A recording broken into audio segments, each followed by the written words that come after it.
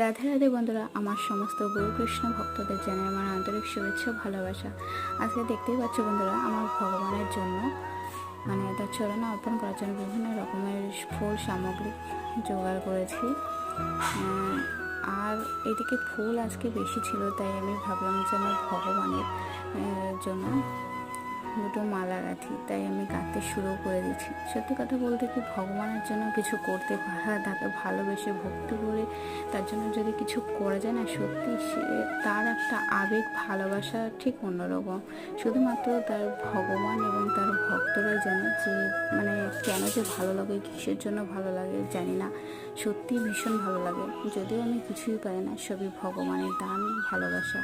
এদিকে দেখো আমার মালা গাঁথা কমপ্লিট হয়ে গেছে, দেখতেই পাচ্ছ কি সুন্দর লাগছে না মালা গাঁথার পর।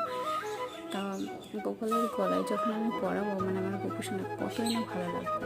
রাধে রাধে বন্ধু।